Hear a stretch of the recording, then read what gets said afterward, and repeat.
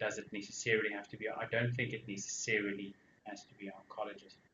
I mean, breast surgeons who specialize in breast cancer, I mean, they would be just as good to provide that period of follow-up.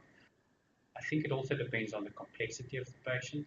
And I mean, for a patient with a small breast cancer, you know, she's living in Uppington, for example. I mean, if she's got a knowledgeable GP, I'm sure he or she would be able, with the guidance of oncologists, would be able to provide some form of follow-up.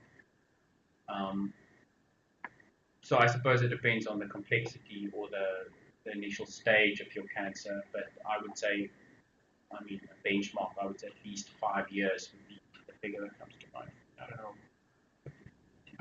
Yeah, you know, I think what is important to understand is the reason why we follow patients up.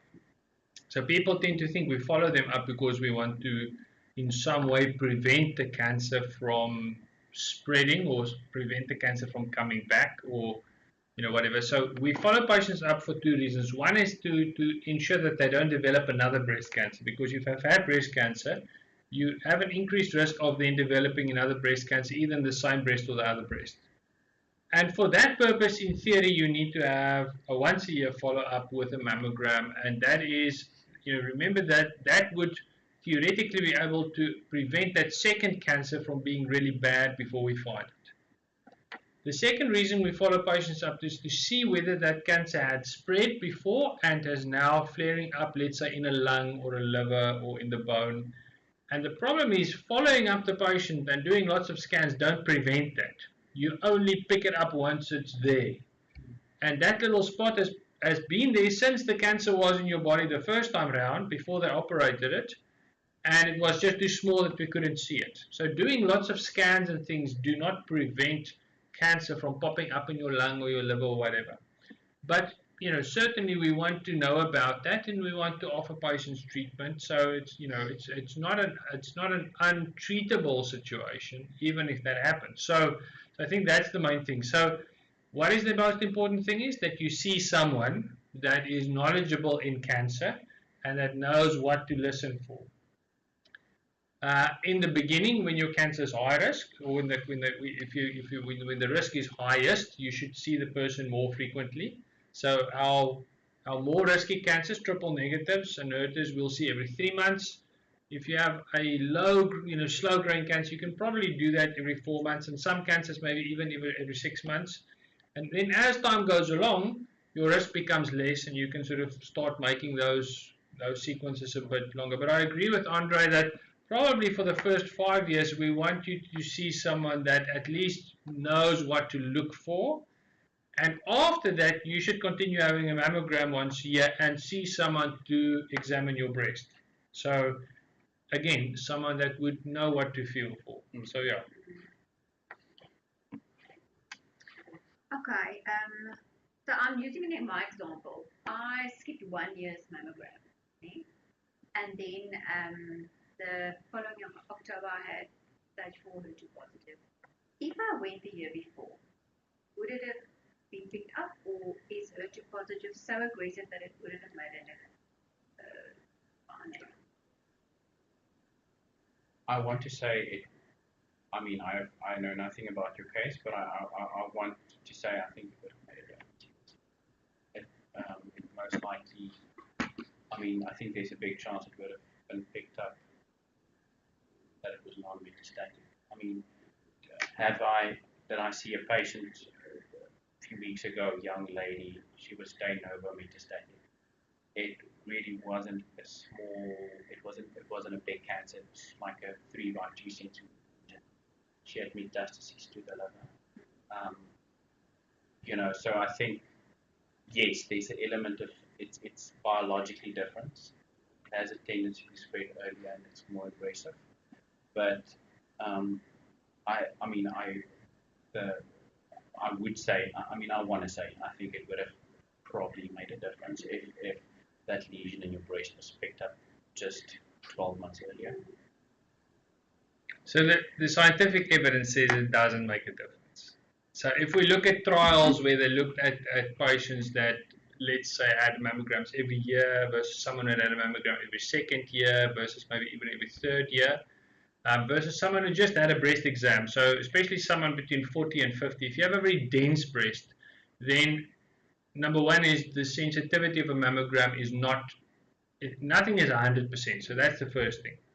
The second thing is that by the time we see a cancer in the breast, whether you can feel a lump or whether you can see it on a mammogram, that cancer has been there already for probably a minimum of 5 years. In some cases, probably even as long as 10 years. That's the second point. The third point is, just like people, you look at people and they all look like people, but you have people that are psychopaths, and you have people that are serial killers, and you have people that are preachers. So their personalities differ, even though they all look like people. So we look at breast cancer very much as you call it now a HER2 positive breast cancer, but that is sort of looking at it and saying, yes, it is let's not say a Chinese person, it looks like a certain way, but the question is, what is the personality, what is the behavior of that cancer? So if you have a cancer that has the personality to be able to spread, that spread will happen long before you know about the cancer. It will send little seeds, little micrometastases out, which will hide away somewhere. So even, let's say you went the year before, we saw the cancer and we saw, okay, it's an operable cancer. You would have had your treatment, you would have had a surgery, you would have had Herceptin for 1 year, we would have stopped the Herceptin, and then 1 or 2 years later, the cancer would have popped up in your liver somewhere. Why? Because it was there in the first place, and maybe 1 year's worth of treatment might not have killed that cancer fully. So in a case like yours, where you had a cancer, which number one has had the personality to spread, but number two was very sensitive to treatment. The treatment killed the cancer, and if you have such a sensitive cancer, it will kill the cancer wherever that cancer might be. Certain cancers like triple negatives are much more aggressive. They spread faster, and they are much less inclined. We do see complete pathological responses, but once they've spread to all over, it's very unlikely that we would be able to kill all of those cancer cells. So I think the reality is there's sort of a window of early detection that does make a difference in whether you can cure the cancer maybe just with an operation. Once you're beyond that window, you might still pick the cancer up and it might still look like it's an early cancer. But in fact, it's already metastatic, it's just too small for us to see that. And again, that's why we give extended treatment, why we give adjuvant treatment. So I think I generally don't want patients to feel like, I think, guilty or shameful because they missed that mammogram last year, and because of that, I now have metastatic breast cancer. The answer is, in your case, I can almost certainly say it would have made no difference. We might not have seen the true extent of it, but microscopically it would have been there already. So I do think it is important for a woman to have a breast exam every year. If you have a good clinical breast exam, it probably doesn't make such a big difference whether you have a mammogram once a year or every second year. You're not going to have people die of their breast cancer just because they missed a breast cancer. But if you never go for a mammogram and you wait until it's a 5 centimeter big tumor, then that is an issue. Okay, and Andre, how soon after chemo and having had a mastectomy should you start going for mammograms again? So ideally, we want to do it within the first year. I think you're at PACSO, it's around about the 9 mark, so between 9 and 12. No, I think it depends a little bit on what treatment. So remember, things like radiation will cause quite a bit of changes within that breast. So it doesn't help for you to have a mammogram 6 weeks after you've had radiation. So we normally want to just give whatever treatment you've had, whether it's been surgery, whether it's been radiation, we want that treatment to settle maybe for about 6 months at least before you do the mammogram, and we certainly wouldn't want to wait longer than a year for us to do the first. Remember, your breast is going to look different on that mammogram, so that's sort of the new baseline that you're going to compare your future mammograms to. So I think it is important to then have that new baseline so that you've got a new comparison to work with. Okay, I've got a question that's not on the list, but it's about BRCA1 and 2 when you're positive. There's this thing about if you go for mastectomy, you'll prevent, I don't know if I've got it right, prevent that you'll get breast cancer. But will it come back somewhere else? Or is it because it couldn't start in your breast that you won't get breast cancer? Okay, do you mean in other organs like the ovaries, for example? Or metastases to liver or brain or stuff like that. So if you're a BRCA1 and you know it and you don't have breast cancer yet, and you have your mastectomy. Well, if you have your mastectomy and the pathology specimen shows no breast cancer, then no, it can't pop up somewhere else. So then you sort of. But I mean, you still have to think, ovaries. If it's a male, I assume it's a female. Yeah. I mean, BRCA1, your risk for ovarian cancer is 44%. It's really high. So for pancreas, it's between 2 and 4%.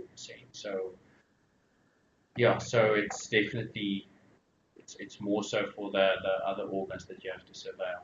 But I mean, if there's cancer already in the breast, then I mean, it's obviously then a different scenario. Yeah, and I'm thinking of moms that have got daughters and they BRCA1 or 2 positive, so they have their daughters tested and they 1 and 2. And their sons.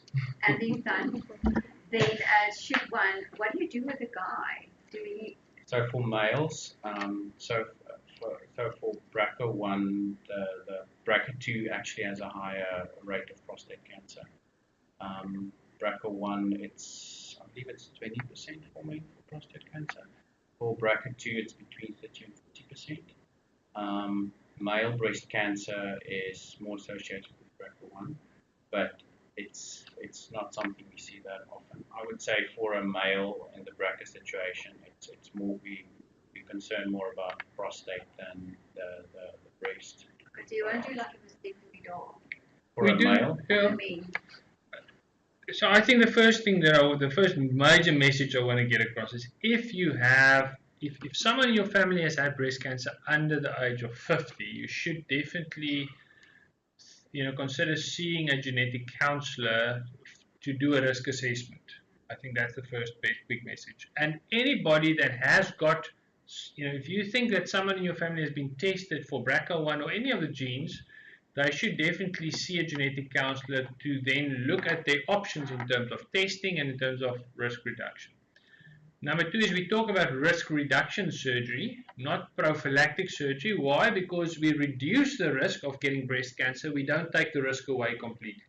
Okay, so if you have, let's say you have a BRCA1 mutation and you have a lot of family members, then we say, well, you have let's say 85% in your life of getting breast cancer.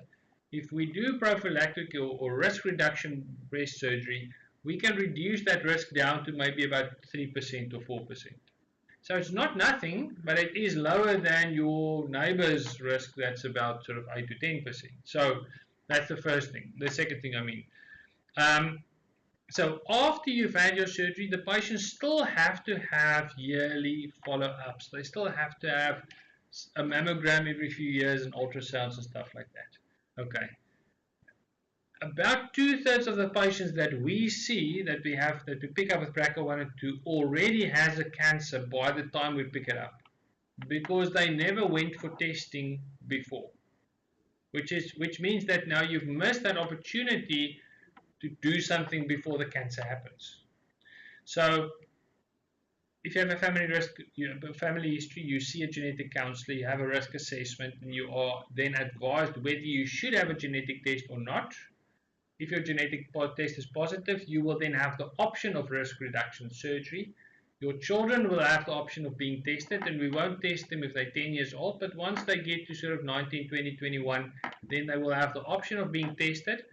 The men will also have the option of being tested, number one for themselves, but also they might one day have daughters. And each of those daughters will have a 50-50 chance of them getting that gene, that defective gene. Which means then, so that will allow them to be able to guide them and to do something. And remember, in 10 years' time, I think we will have gene therapy that we can actually repair that gene. But you can only repair something if you know it's broken. So I think it's really important that people in families like this should be tested, that they should have genetic counseling so that they know what's happening. If you haven't had cancer, I agree with Andre. If you get operated, there's no cancer there, then there's almost no risk that there would be cancer popping up in your lungs or whatever from breast cancer. Okay. Andre, which types of breast cancer have the, if I translate it directly, the most types of treatments which you can give to extend life expectancy, and which types don't respond that well? So I would say firstly in terms of prognosis. The luminal A, or the hormone sensitive breast cancers, is I tend to think you've got more tools in your toolbox, because you can, some of those patients, yes, you can give chemotherapy, but you've got a whole array of ways to block estrogen in a patient that's got a strong hormone positive breast cancer, either by, if it's a premenopausal woman, by removing the ovaries or giving them medicine to stop their ovarian function, or if they're postmenopausal, medicine to further block any estrogen activity, and newer drugs that have come on the market that works into that estrogen feeding mechanism, the breast cancer, and which does the worst.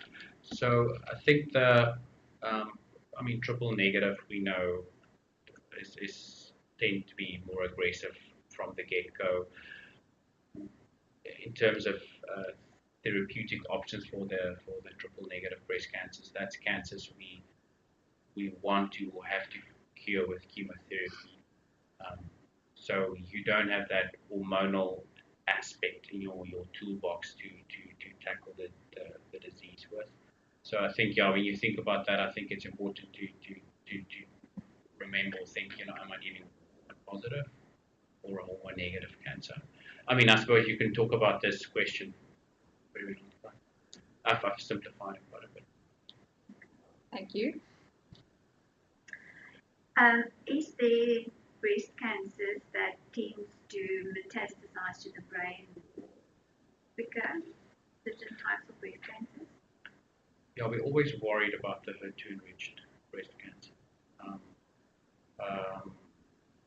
I know some oncologists would, if it's a HER2 enriched cancer that's definitely more on the advanced route, they would do an MRI brain as part of their staging investigations. And that's not part of the protocol, but it tells us that, and also the problem is ladies who would go on the neoadjuvant or adjuvant, the septum, it doesn't penetrate the brain through the blood-brain barrier. And so that is one of the reasons why it can go to the brain and hide there. So it also has a HER2 enriched. Obviously you hope to prevent it from happening, but it's something we see to enriched cancers, brain metastases. So do you see it soon after? Because obviously speaking to a lot of the girls, a lot of them have just finished their chemotherapy, and then in 2 to 3 months, or before they either go for the next scan or within the next scan, they all have had now brain metastases. Is brain mets more common soon after chemotherapy, or is it something that can come quite a long time after you've been in remission for a while? Does it have a pattern? You tend. If you've got a big initial disease bulk, you are more likely to see that brain mets earlier. But can it happen where your initial disease bulk is not that extensive? Does it completely exclude you developing brain metastases 2-3 years later? No. But I would link it to the initial disease bulk. And then if you should get, so the treatment of brain mets, yes, what would that entail? So it's radiation. Yes. Do you go on chemotherapy again? So brain metastases. So it's something as an oncologist you would always treat in conjunction with a neurosurgeon. The days where we just did radiation to the whole brain and said, oh well, we've treated the brain metastases now are over. So first of all, a neurosurgeon would see if he or she can remove that physical brain metastases. If it's not something that can be removed, we can do very focused stereotactic radiation to those areas without having to expose the whole brain to radiation. Unfortunately, it's something that is, not something every oncology center would be able to offer you. But I think it's important to, once you are diagnosed with brain mets, to speak to an oncologist or someone that has experience in treating brain metastases.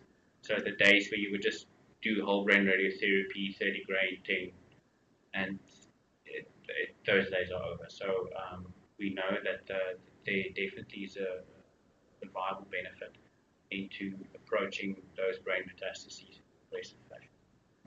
Do you actually kill all the cells in the brain or not when you do radiation? All the cancer cells or all the brain cells? The cancer cells. Because how specific can that be? So if you are able to, if you do stereotactic radiation, so high dose radiation to a small site, you are able to, in a lot of those cases, you can actually give a long period where that area might never flare up again. Usually has a tendency to flare up in other spots, but the dose of radiation you give is actually tumoricidal. It's a dose that you actually can kill the specific cells with. But if you give whole brain radiotherapy, you obviously have to adjust your dose. You have to drop your dose to prevent overall neurotoxicity. That dose it's more a tumorostatic dose. It usually just slows down the process more. So it very much depends on the extent of disease and the dose of radiation.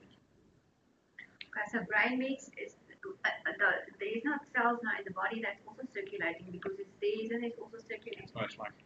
So then do you also get chemo? I just want to maybe just take one step back and to say is, number one, brain metastases makes up the least or a very small feature of breast cancer. So bone metastasis is by far the most common site of metastasis. And then liver and then lung. Those are the three sites that tend to occur most frequently, 98% of the time. Brain metastasis makes up less than 2% of metastases that we see. Okay, so the fact that I always say people tend to share bad news more frequently than good news, so you tend to hear about it more frequently. It doesn't mean that it happens more frequently. Okay, so so that's I think important to just put it in perspective that it is by far a minority of patients that develop brain metastases. And the problem that we have is any cancer, doesn't matter whatever cancer you have, your first line of treatment is always the one that has the best chance of killing the cancer. If your cancer comes back after a first line of treatment, it is virtually impossible for a second line of chemotherapy or a second line of whatever treatment to then kill all the cancer cells. So in that scenario, it would have been a person that would have had treatment and they would have then been sort of cured of their cancer, and now we find that they now have a brain metastasis. It means that those cells have survived the treatment. And even if they hide away in somewhere like the brain where the chemo can't get to that easily, it still tells you something about the resilience of that cancer. So you can never cure breast cancer by removing or irradiating a spot of a metastasis. Breast cancer is always lots of little cancer seeds that have been spread all over the place. And you might see one spot, but there is never just one spot. So if we treat breast cancer, we treat it systemically. You have to treat the whole body. We will give radiation to prevent symptoms from a specific spot. So if you have a bone metastasis and you think that spine might collapse, you will give radiation to prevent that. If you have a spot in the brain that you think is going to cause, pressure on the brain and cause the patient not to be able to speak anymore, you're going to try and irradiate that or remove that. But the aim of that is to prevent problems from that metastasis, not to try and cure the patient. We would have loved to do that, but we know we're not going to achieve that. So, but I think I want to come back to this point is the majority of patients that do really well on treatment in the first, like in your case, where you had a really fantastic response early on, cancers that just sort of faded away, those patients have a really good chance of doing really well long term because the cancer was sensitive to the treatment in the first place. Once you have cancers that partially responds or some of it stays behind, those are the ones that have a higher risk that we need to worry about. Okay, and I think there we frequently see that the patient still has a spot in the liver, but it's not growing. It's staying the same, but then have a spot in the brain that's growing, because the treatment we're giving for the liver isn't actually getting to the spot in the brain. So if you get past 3 years, I think we don't know when to stop treatment. If you do really well on treatment, I've had one patient that after 16 years of being on her Herceptin and her cancer, having shrunk away and never came back, we decided we're going to stop it now because, but remember 16 years ago, we never had patients that lived that long with metastatic disease. So probably somewhere between 6 and 10 years, you can probably stop the Herceptin if the patient's cancer hadn't come back then. But I know most patients are really scared to do that. So it would be unlikely after 10 years to now have a brain metastasis from a breast cancer. So that risk generally, I would say, is in about the first 3 or 4 years after the diagnosis of your disease.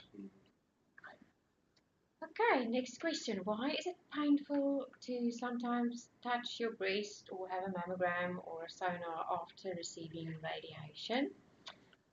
So it's not something we want to see. I suppose if a patient complains of that, I would think is there may be something else going on. Is it, how soon after radiation is it? Is there maybe infection? I mean, there's a lot of things that you want to exclude in my head first before I would say, oh, you've had radiation, the radiation is making it painful. So I would ask, when was the radiation done? How long was the interval period?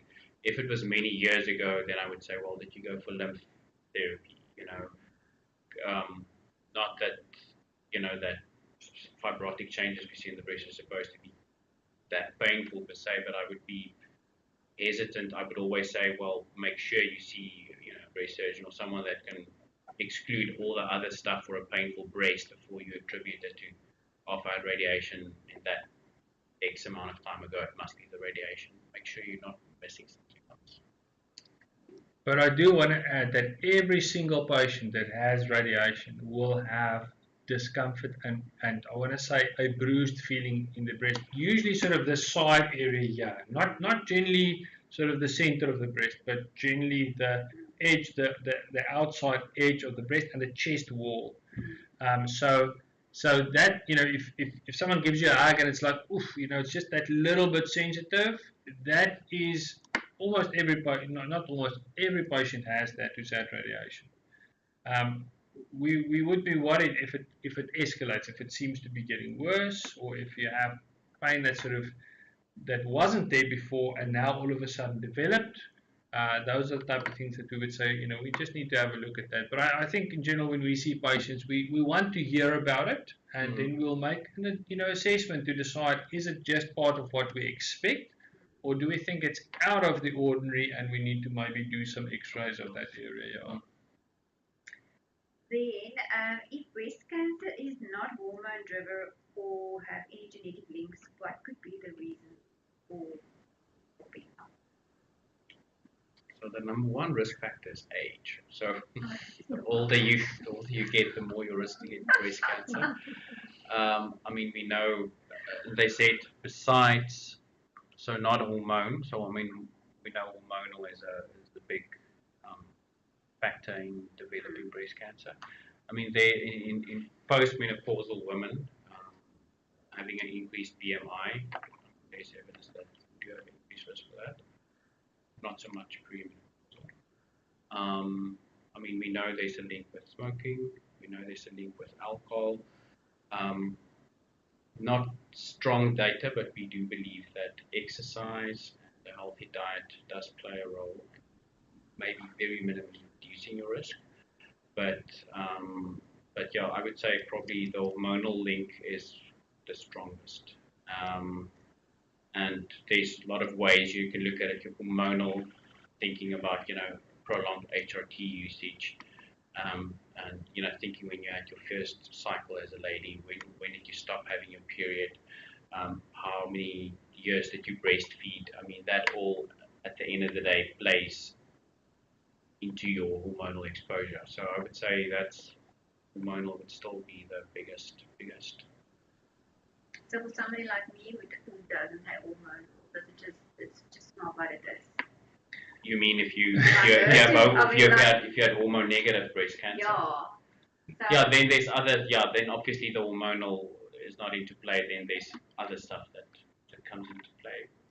So remember one thing, that the type of cancer you get is not driven by the reason you get the cancer.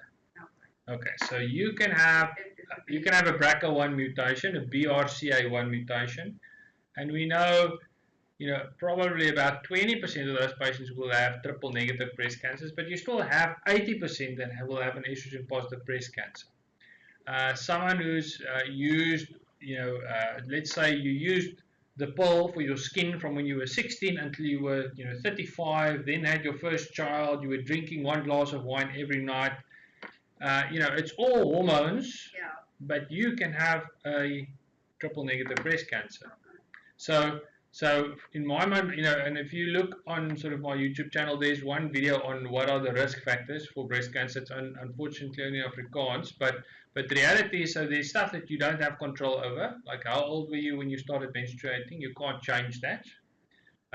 Those things are determined by things like, how much television did that child watch, stuff like that, because that makes you start menstruating earlier. But there are things that you do have control over. You can control your weight, you can control your exercise level. You should not, you should drink definitely less than 2 glasses of wine per week, preferably much less than that. You should never smoke in your life.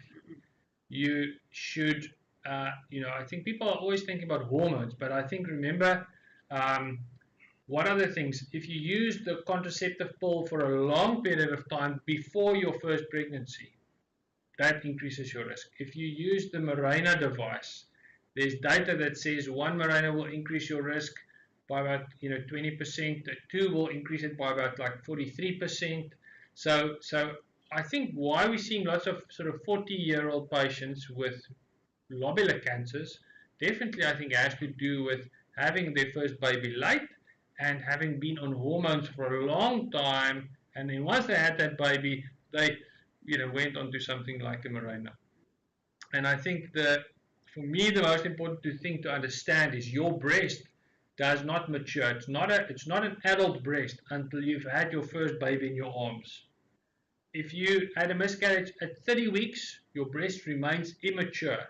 So you have a child breast from a cellular level until you physically have your first baby.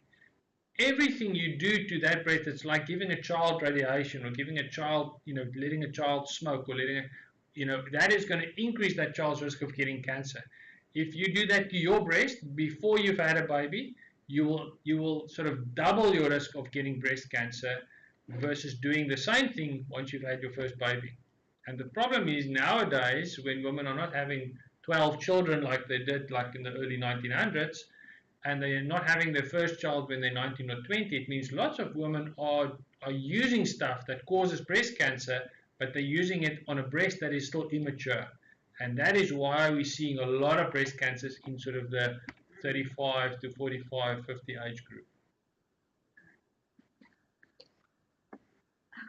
is it my turn? Why can you stop taking tamoxifen after 5 years? That's how the question was phrased. What's the pros and cons? And this lady is 50 years old. And again, is it better to go on for 10 years rather than just 5? How does it? I mean, I think the first thing to ask is very important: is what was your initial stage when you died? I think if it was an early breast cancer, I mean, for the cancers that were more advanced, T3 meaning a 5 centimeter cancer and up, no positivity, we know there's benefit into extending, 5 years and beyond.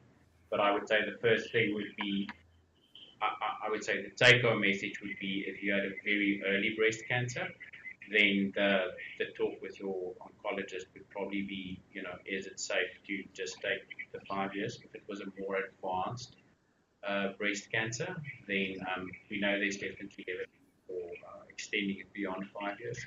But I mean, there's obviously lots of intricacies. It's not a clear-cut answer for every patient. I would say the big thing is, how advanced was your cancer when you were diagnosed? That's the first thing I would want to know before you could really answer. Okay, sorry, I think that's me. Yeah. I was diagnosed. I live in Istanbul, but I was diagnosed in Jordan, and I had my treatment in South Africa. And I'm stage 2B, estrogen, progesterone positive, HER negative.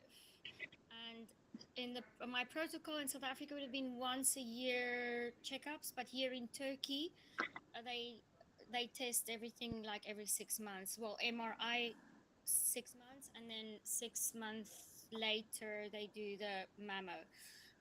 My oncologist here just said after I'm 4.5 years into tamoxifen, and I've got really bad side effects. I'm not going to take up much of your time, but I'm scared to go off tamoxifen entirely. That's I had a 2 centimeter tumor, clear margins, lumpectomy removed. I had radiation therapy, and I've been on tamoxifen for 4.5 years. How many nodes were positive? Pardon? How many nodes were? No nodes. Okay. No nodes. Oh, so it was a 2. So I don't know. Or a 1. there's the easy way so we I use an algorithm that we that was developed in the UK to look at how much benefit someone would get from extended use of anti-estrogen treatment, and then I can give them a percentage. Now I can tell you now that most of your protection that you get for your breast cancer happens in that first 5 years. The amount of protection you get of your original cancer coming back with, let's say, 6 to 10 years of use is going to be about maybe a third or even a quarter of what you had in that first time. So that's why I say you've had much of your benefit already. Extending the use reduces the risk of getting a cancer on the other side a little bit more. So, but in general, in someone who's had a node-negative cancer, we find that the benefit of extended use is very small, and then you have to weigh up the benefit you're going to get from the side effect profile you're experiencing at the moment. So if someone has really bad side effects, then they'll normally say, sure, 3 or 4% reduction in risk up to 20 years is really not a big, I'm not getting a lot of benefit for what I'm paying in terms of side effects. So, my suggestion is that, one should look at your tumor size specifically, put that into the algorithm and then have a look and see exactly how much benefit. But I would be doubtful if it would be a very significant number. And, especially if you're having lots of side effects, quality of life is, it's very important. You don't want to sacrifice 10 years of your life and then maybe live 6 months longer. So I think that's And if you half the dose, does that have any effect or not? Like I'm on 20 milligrams. Does that have any effect if I halve the dose for, say, after I finish my 5 years? The short answer is we don't know because there's no trials that have looked at that. We know in trials looking at, let's say, in cytocarcinoma, DCIS, even a dose of 5 milligrams for 3 years reduces the risk of someone getting a new invasive cancer. So using a small dose probably will still reduce your risk of getting a second unrelated cancer, but we have no evidence to say whether it would reduce your risk of the current cancer maybe coming back. And we know trials that look at 10 milligrams versus 20 milligrams for the first 5 years, definitely there was an inferiority to 10 milligrams versus 20. So I think my experience is side effect wise 10 versus 20 is much the same. Patients generally don't have a lot of difference in side effects. So if you don't tolerate the 20 well, I would be doubtful whether you'll tolerate the 10 well. So I think it would be a little bit unscientific to say yes, you can go on a lower dose. Okay, but it would be fine if I just stopped then. I mean, would I feel better? Yes, I mean No, I mean if you say if you had a 2 centimeter tumor, which I mean if it was a T2 tumor, if it definitely wasn't node positive, then I totally agree with Dr. Myberg. I mean it sounds like 5 years we would probably advise you to stop after 5 years. I mean we don't have all the information, but I mean what you've been telling us now. And I mean yes, quality of life is important, especially if you're suffering lots from side effects. Okay, thank you so much. Thanks for your time. I really appreciate it. It's a pleasure. I always say I try not to make emotional decisions in breast cancer. We have very good scientific trial data on lots of questions, and I tend to stick with what we know that makes a real difference in the outcome. There's lots of stuff that might do something, but then we're basically doing the same thing as all our naturopathic colleagues that are giving little bits of drops of this and little bits of herbs of that because it killed a cancer cell in a mouse in 1920. So the issue is there's good data, we stick with that, and we trust that. I have to say you have to live with the expectation that if I do the right thing, I will reap the benefits of that. Okay. Thank you so much. I really do appreciate it so much. When I come to South Africa, I will definitely come and see you guys. You're welcome. Thank you so much. Take care. Laurie, can I just ask one more question? Which factors should be taken in consideration to decide whether you're going to start with hormone suppressant therapy, is that what you call it in English, before, during, or after radiation? Well, I assume then it is a hormone-sensitive cancer, first of all, so otherwise it wouldn't be an issue. So maybe while Andre's looking, I just want to make one thing clear. Remember, one thing is that surgery and radiation treats the breast. It's, in other words, local treatment. It controls the cancer in the breast. Systemic therapy is something that treats your whole body, and that is anti-estrogen treatment, chemotherapy, and anti-HER2 treatment. And you don't mix the two up. You don't give radiation instead of chemotherapy. You don't give radiation instead of anti-estrogen treatment. Those are two different things. You give radiation because there's a high risk of the cancer coming back here. You give anti-estrogen treatment because there's a high risk of the cancer popping up somewhere else in your breast. So I mean we would use something like Tamoxifen or Equison in a patient before surgery because it gives us predictive and prognostic information about that tumor. It helps us to decide on further treatments. So I think the question is what factors would be taken into account to make the decision for anti-hormonal treatment, and the only factor that we take into account is your cancer estrogen sensitive? This is actually a patient of mine. So she said that her doctor has said to her, and I don't know who her oncologist is, that she's going to decide. Well, she still has to decide when she's going to start. Yeah, I think in terms of when to start and versus if to start, there's a difference. So specifically when. But I think the guidelines are very clear. If you have any any percentage above 1% of your cancer cells that are positive for estrogen receptors, you should be offered the option of anti-estrogen treatment. In terms of when, so don't use hormone therapy when you're on chemotherapy. That's one of the things to keep in mind. but because he's talking hormone suppression, so anti-estrogen treatment. No, I'm just saying you shouldn't take tamoxifen while you're on chemo. Oh, okay.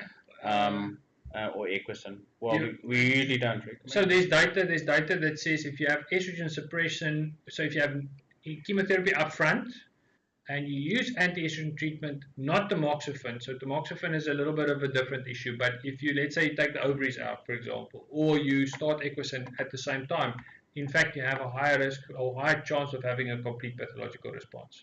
So I think in the old days we used to say, no, you want cells to be growing actively, so you don't want to suppress them with anti-estrogen. But I think the latest data suggests that if you take away the estrogen source especially, that you actually have a better response on the chemotherapy. So we don't use tamoxifen. Tamoxifen is a different reason why we don't use it with chemotherapy. But we do sometimes use ovarian suppression. In other words, either take the ovaries out or use Leukerin or Zoladex to stop the production of estrogen when we do chemotherapy, and we have a better result if we do that. Yeah, so I suppose it depends on if you're talking about the medicine or just the approach of. Yes. Yeah. So I think Andre said we would start lots of patients up front, and I think that's a shift. The old days was you do an operation, then you have chemotherapy or whatever, or you have radiation, and right at the end you only start your anti-estrogen treatment. I think now the trend is swinging. I mean, probably 50% of our patients, if not more, we will start on some sort of treatment before we do surgery. And we do that because we want to shrink the cancer, but we also want to see how sensitive that cancer is to the treatment. If you see the cancer is really doing well in this treatment, then it makes sense to then continue with that treatment afterwards. So I think the issue of induction treatment or neoadjuvant chemotherapy treatment, or not just chemo but anti-estrogen treatment, I think is a very valuable switch, I think, in terms of the trends in terms of breast cancer treatment. Yeah. I think the problem, maybe just say, is a lot of the times the surgeons make the decision about the operation. And the surgeon is not an oncologist in most cases, or is not oncologically, well taught. If you're a general surgeon, you really get very little oncology treatment. So you have to then specialize in cancer surgery specifically to have that component. And if you're just a surgeon that thinks about cutting out the lump, then frequently the patient ends up on the operating table instead of actually having the option of shrinking the tumor down first. So I think that's a big message. If you get diagnosed with cancer and you are not in a team where we work very closely together, then it is important to say, listen, I would like to see the oncologist before I have my operation, so that I can just have the whole plan set out before we actually start, jump into this thing. Okay, I've got a few food questions.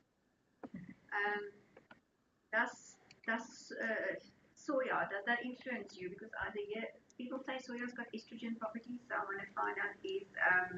I actually looked that up. So when they say soy, I assume that they mean phytoestrogens. Is that what they mean by soy? Yeah. So there's weak evidence that it lowers the risk, not strong. Okay. Yes. So, but I mean, it's not something it's just something I looked up. I think normally our advice would be to say is, if you're going to have sushi and you're going to have some soy sauce, that's fine. If you're going to cook and you have a little of soy oil or whatever, fine. If you're a vegan or a vegetarian, you have basically almost an exclusively soy-based diet, it probably is not the best option if you have an estrogen-positive cancer. We would want to sort of... But I mean, like I said, there's weak evidence that if you have a soy-rich diet before you even diagnosed with breast cancer, Yeah, whether it causes breast No, cancer. that it actually very Yeah. small, that it actually lowers the risk. Yeah, I think that. But I mean, I Yeah. suppose it's if you have you been diagnosed with cancer already, or Yeah, before you. Yeah. Yeah, so I don't think, I think there's not much evidence that you should avoid soy products if you haven't had breast cancer. In principle, our feeling is if you have had breast cancer, then you probably should not have a soy-rich diet. It's fine if you have a normal amount of soy products in your food. But it won't influence your estrogen levels if you eat a lot of soy. So phytoestrogen. Remember, some of these estrogen-like substance.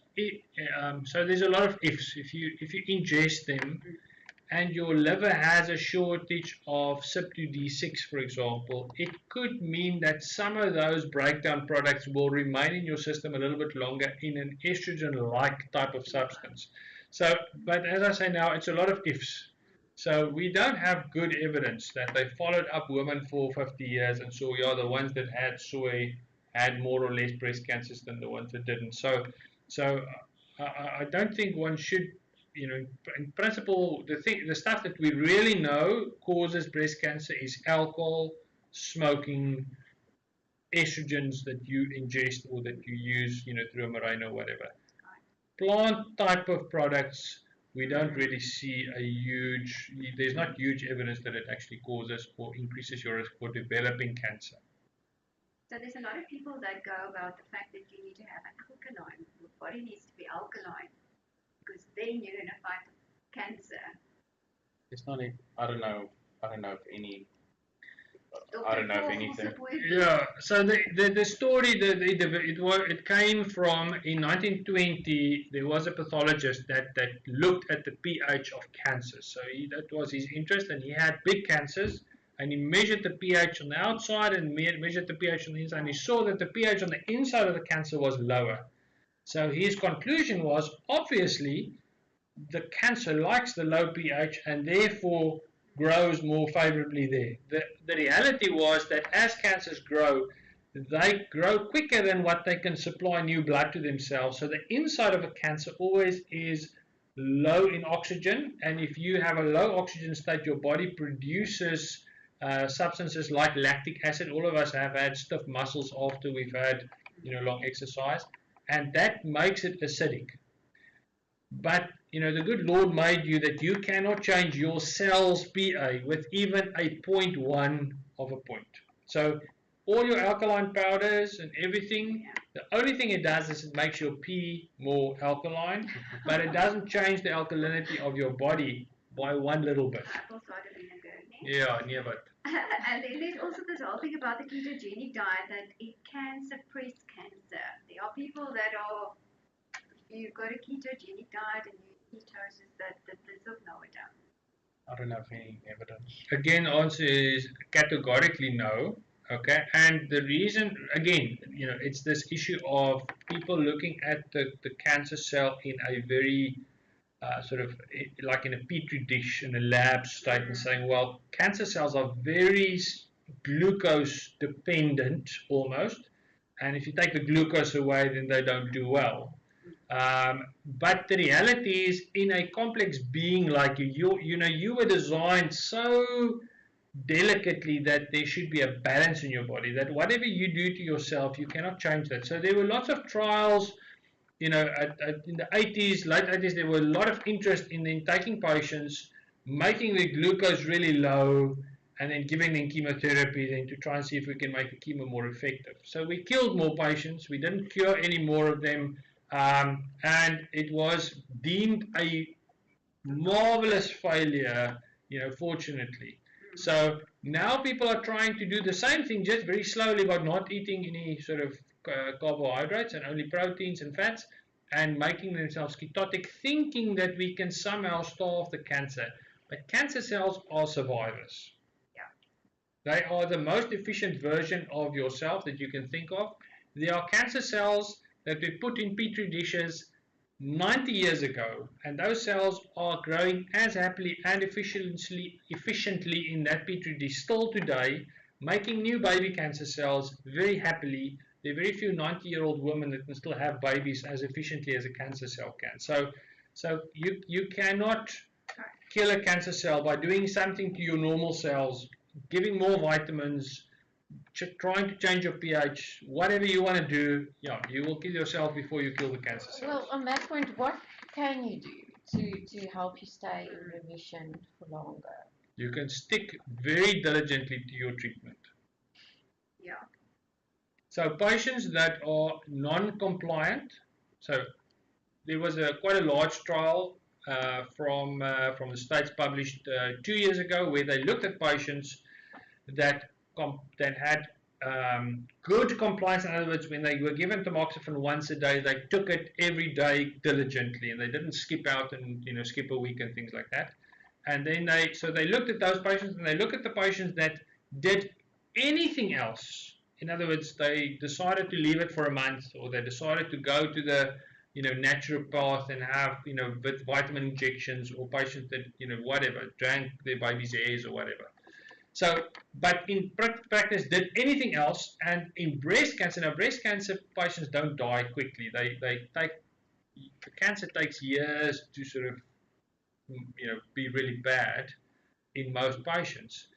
But at 5 years, which is fairly short for breast cancer, we already saw an 8 times more deaths in the patients that did not stick to their treatment than the ones that were diligent in what they were told. So I think there's no doubt in our minds that we know, again, there's lots of good evidence, huge trials where they compared this group to that group, giving 10 milligrams versus 20 milligrams, giving this drug versus that drug, and we know what works well. So that is the best thing. So stick to your treatment. Number one, do the right things right first. Number two is keep your weight under control. Exercise 3 times a week for 45 minutes. Don't use alcohol. Don't smoke. Those are the things that have been proven in large trials to reduce your risk of your cancer coming back. Okay. And can I just ask one more question that may also add to that? After having your chemo and your radiation, what can you do to help you restore your body and to help your body recover? I think it's a lot what Dr. Marburg now said is what you can do to prevent it from the healthy diet, exercise. I suppose it depends on what chemo regimen you had. Sometimes the patients who had a long course of, say, paclitaxel and they still struggle with peripheral neuropathy, those patients I would recommend a little bit longer course of vitamin B6. Chemo sometimes tends to deplete your magnesium stores. I would always check the magnesium, bump it up if needed. Vitamin D is always something we look at. It's important, I feel, to make sure what your vitamin D levels are at. In terms of radiation, how you recover from that, lymph therapy is very important. I think every patient that has had surgery followed by radiation should at some stage see a lymph therapist, even if it's just for one visit, just to help them with to manage the side effects. So yeah, I think that all comes into what we call survivorship, and then obviously looking at the mental health is also very important. To always encourage ladies at the end of radiation to talk to someone about their experience, because we just tend to focus on the body and how the body recovers from the chemo and the radiation, but a lot of times we forget about the fact that a lot of ladies feel depressed and anxious about this kind of traumatic journey. So I would add as well. Thank you for that. As a psychologist, I'm very glad to hear that you appreciate what we can offer. Laurie-Anne, it's your turn. Is there a difference between cancer-free and remission? So when you're not done with your stuff, now that everybody's got this date on cancer, pati, remission, and then they celebrate it each year. Is there such a thing as that date when you know what, cancer-free, remission, or How does It it definitely work? No, so I mean, I think so. The concept of remission was sort of developed in the 1940s and 50s with leukemia. So, and the idea was that your cancer had shrunk away enough that we sort of can't identify it. But with the intention of thinking, well, it's at sometimes it's going to flare up again. Breast cancer is different. Most breast cancers, the day that your cancer was taken out of your body, you have no evidence of disease in most patients. So unless you have cancer elsewhere, but most patients that we see will have a lump in the breast, and they might have lymph nodes or not. But once those things are out, you are clear of cancer, any identifiable cancer. So if you want to give yourself a date of when am I in remission, it's that day that the cancer was taken out. The thing with any cancer, breast cancer, is that obviously you have that risk of your cancer popping back out somewhere. And I think that's why, now, I mean, every time someone goes for a scan, they have scanxiety. They get freaked out. Every time they feel a little lump, they get freaked out. So I think it is important. It's a good thing to celebrate those days. The first day someone said to you, listen, ma'am, your cancer's out completely. I'm happy that your operation was a success. That is a day to celebrate. So yes, and in a long journey where you're still going to have chemo, it's good to celebrate the small victories because it gives you hope.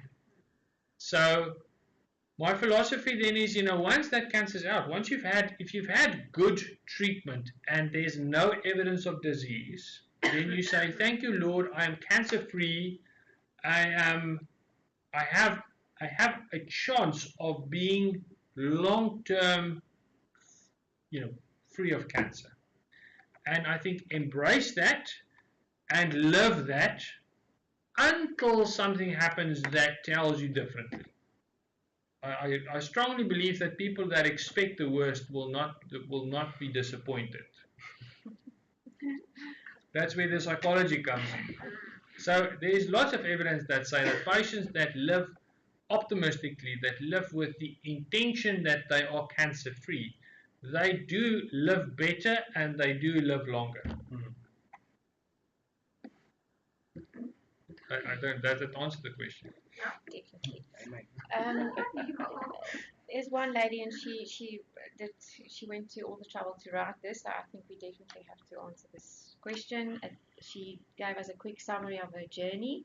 Diagnosed 13 November 2018, had 16 chemos from January to July, including the Red Angel, because she did her job.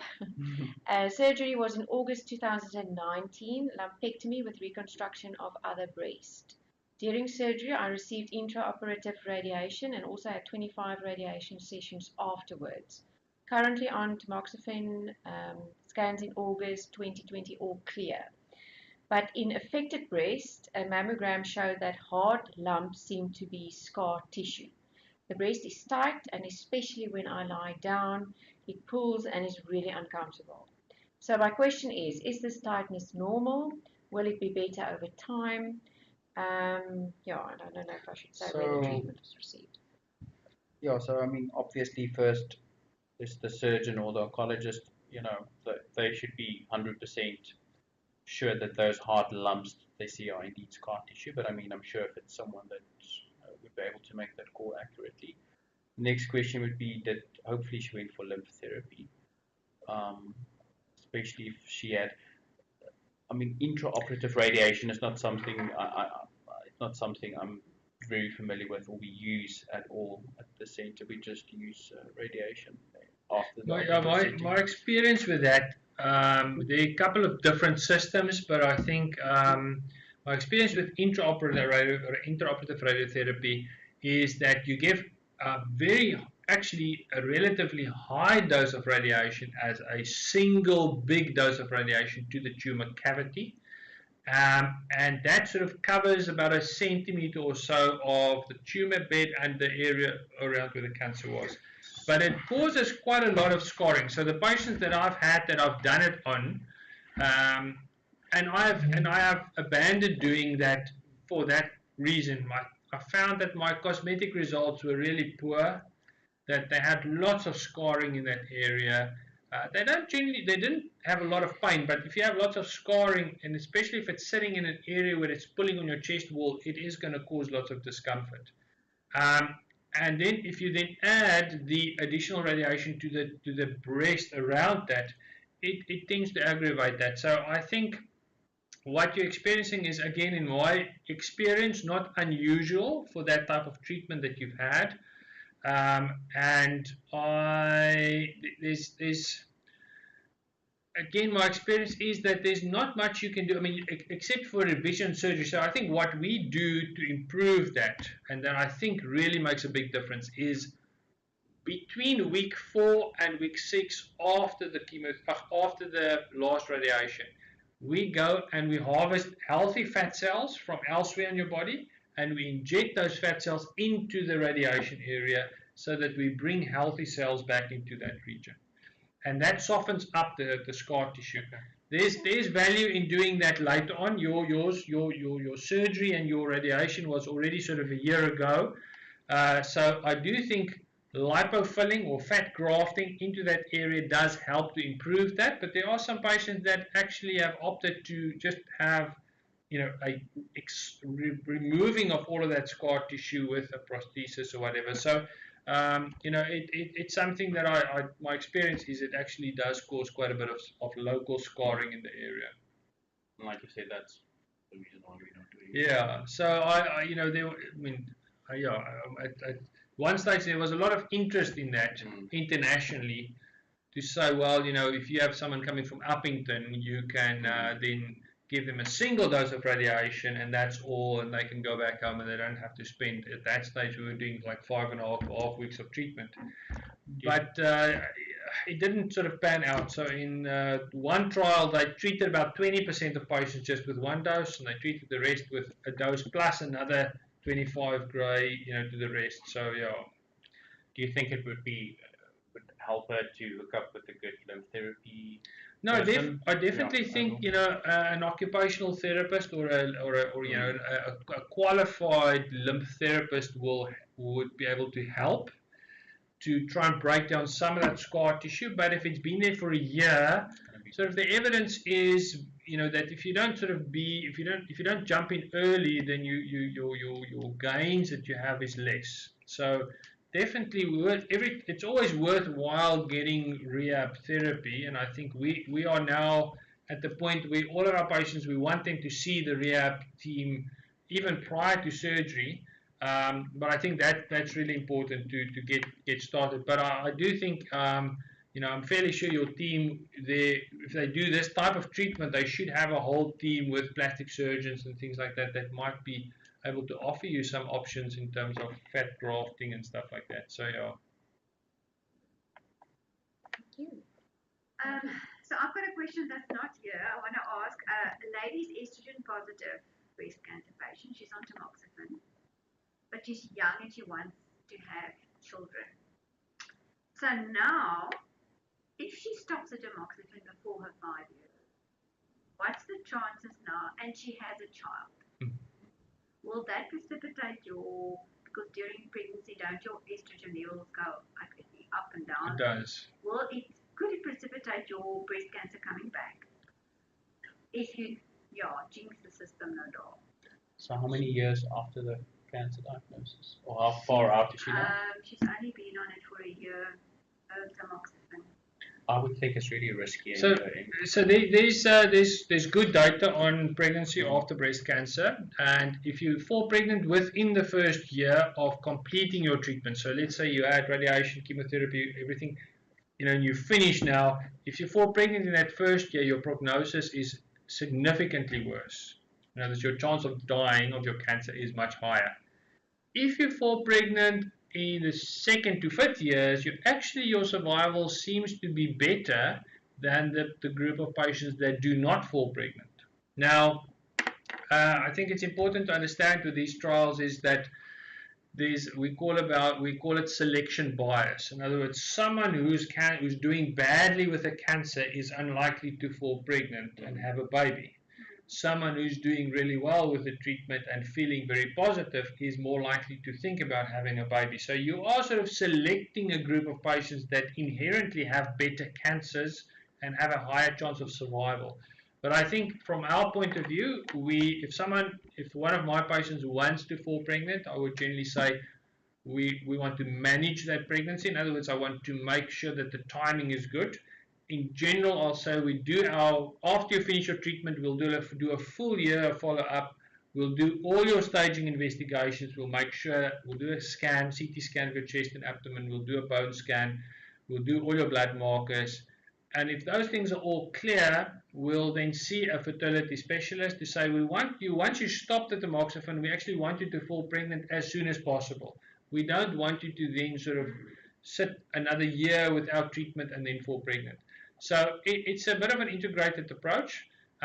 Some of the AI drugs, the aromatase inhibitor drugs, will actually induce ovulation, so they can use that to start ovulating. And the idea is to really try and get the patient pregnant within about sort of 3 to 6 months after then stopping the tamoxifen. I just want to add, tamoxifen is not to be taken if you are pregnant. Yeah. It's teratogenic, so don't take tamoxifen and try on the side by yourself. We need to manage that pregnancy planning. We need to make sure that you're off your tamoxifen, give it time that that drug works out of your system, then fall pregnant.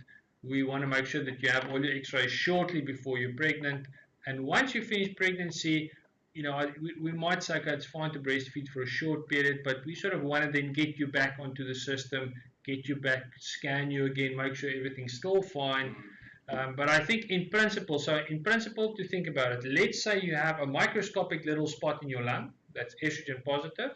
We can't see that on the scan. You fall pregnant. Your pregnancy will make that spot grow faster.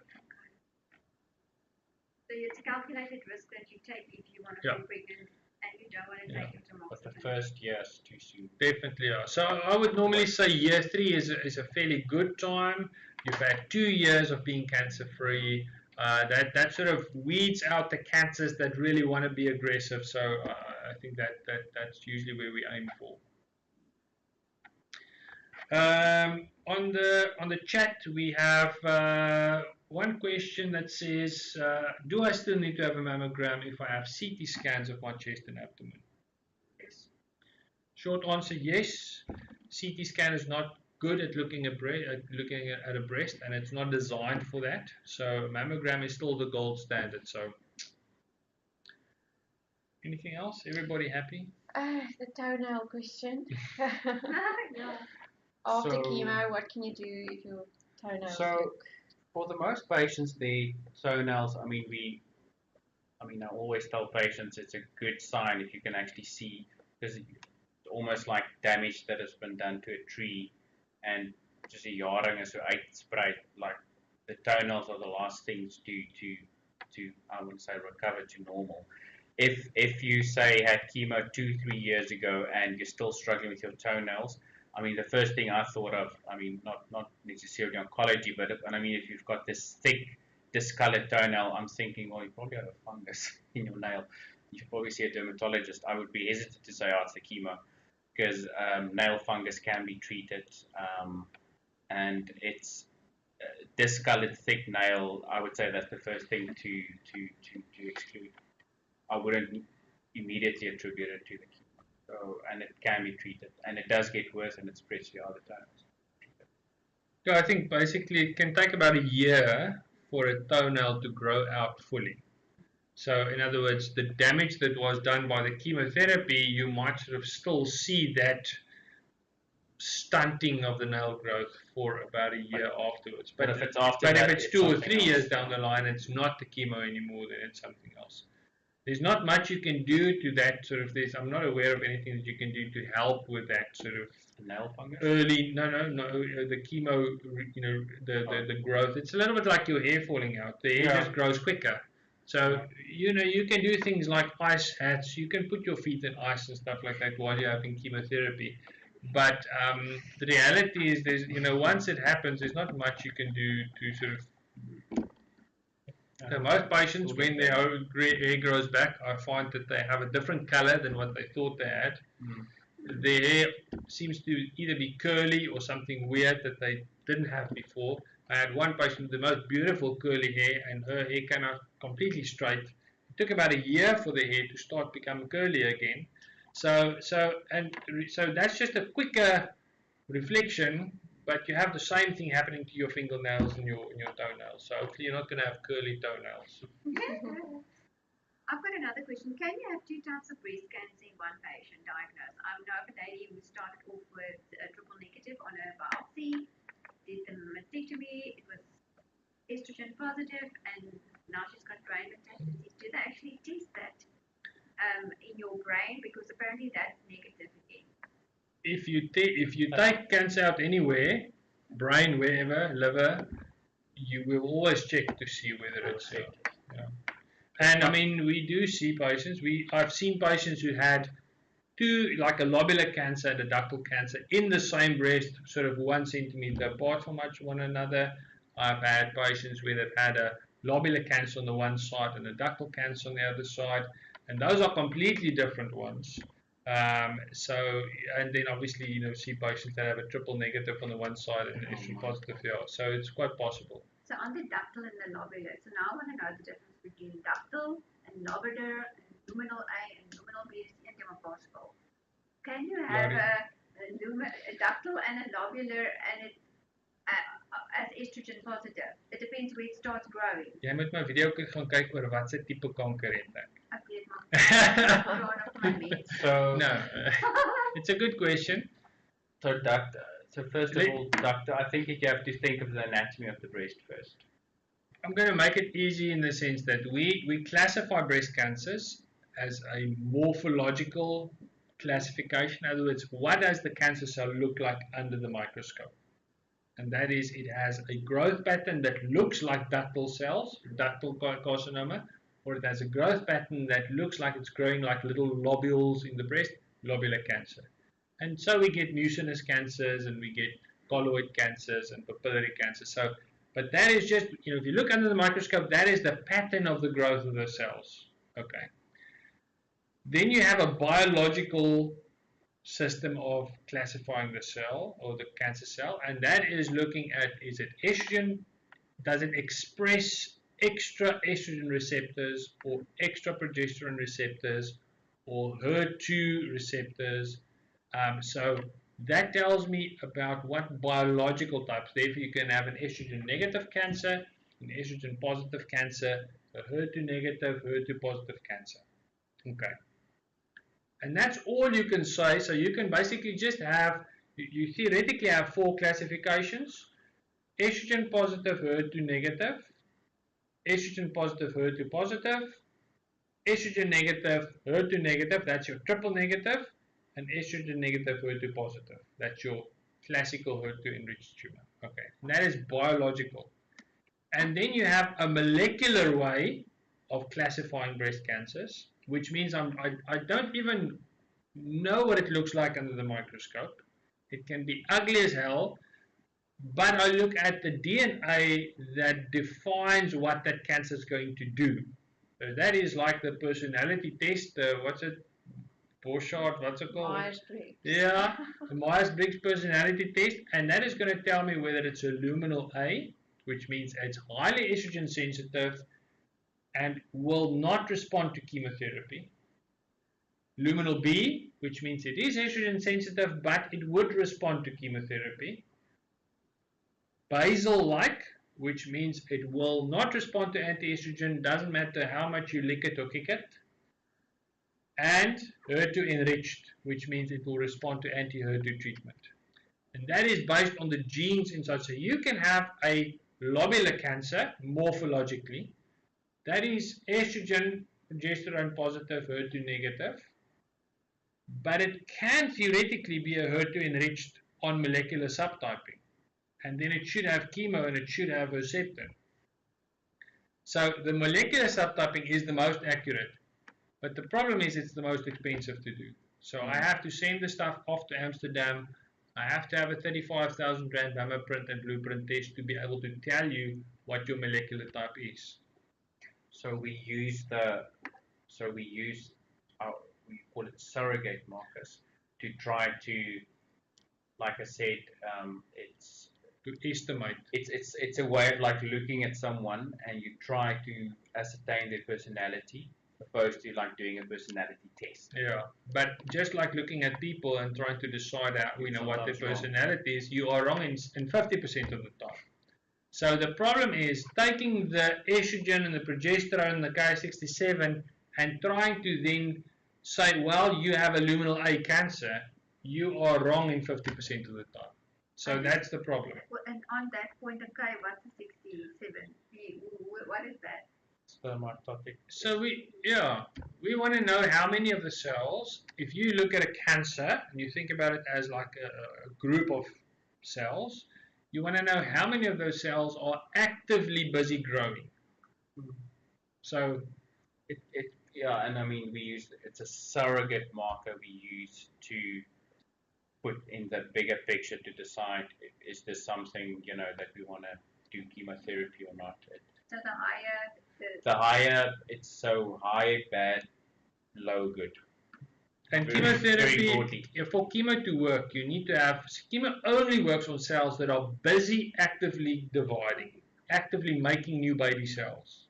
If you have cancer cells that are resting and they're nice and fat and just lazing in the sun, enjoying your red wine with you, then it means is that chemotherapy will not do anything to them.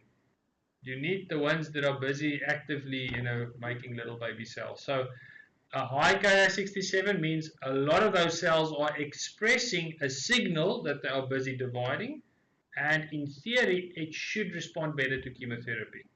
If you have a Ki-67 of 10%, it's very unlikely that chemotherapy is going to have a major effect on that cancer. En die laaste ene, wat is hierdie fish toets? Wat is 'n fish? So it stands for fluorescent in situ hybridization.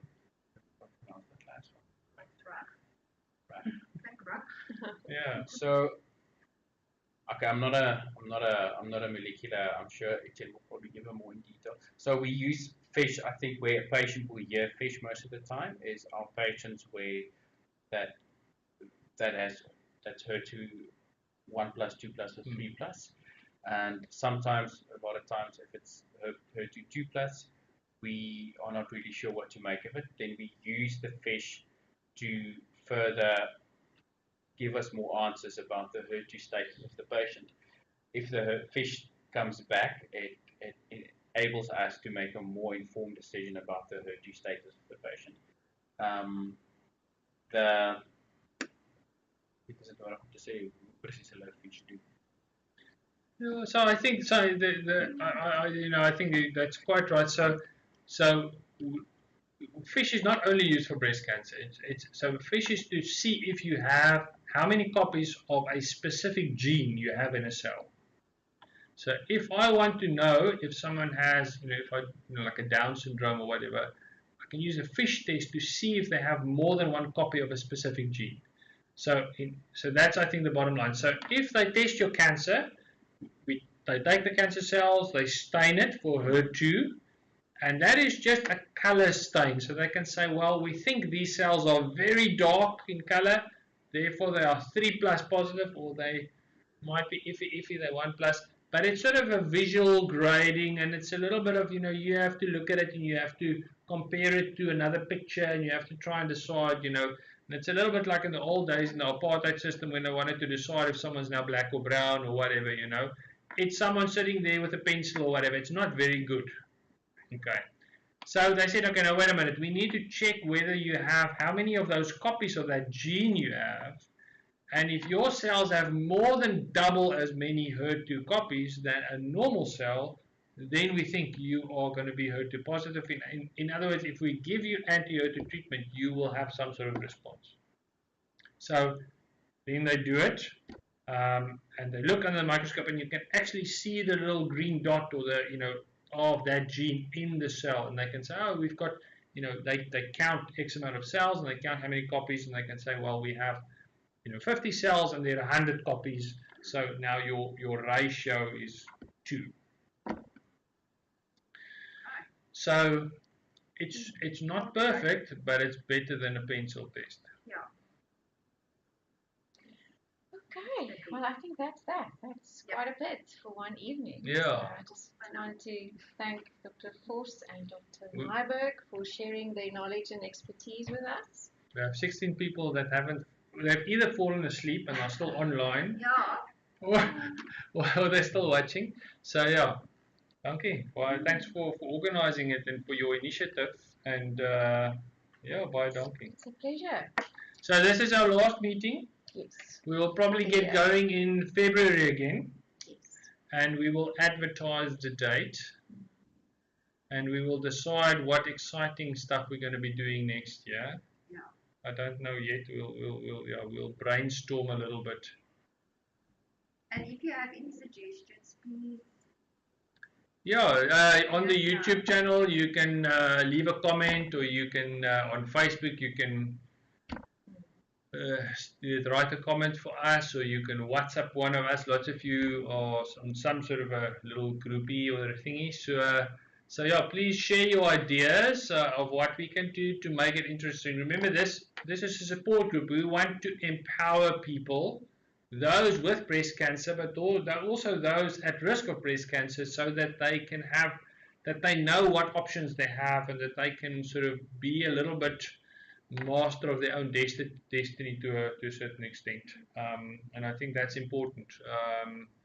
Not everyone has the opportunity to go to a specialist cancer center, and they frequently sort of jump into the queue, in between the hemorrhoids and the gallbladders and the other things. So and I think that's why it's important for patients to be empowered to say, I want to ask about this, and I want to know about a fish, and do you use salmon, or do you use snook, or what do you use? So yeah, that does make a big difference. So yeah. Yes, so we hope you have a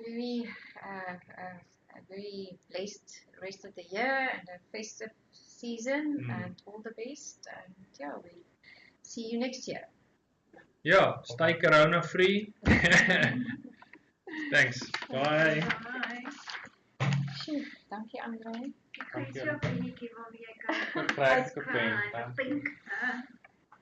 En dankie Etienne. Dit is nou 'n vriende marathon sessie. Andre het gesê ons gaan nie aan hierdie van haar antwoord. Ons het hy. Jy het ook voor jy my lys op gebruik. Ja. Moet gou hierso stop al die broadcasting en goed. Jy het gesê ek het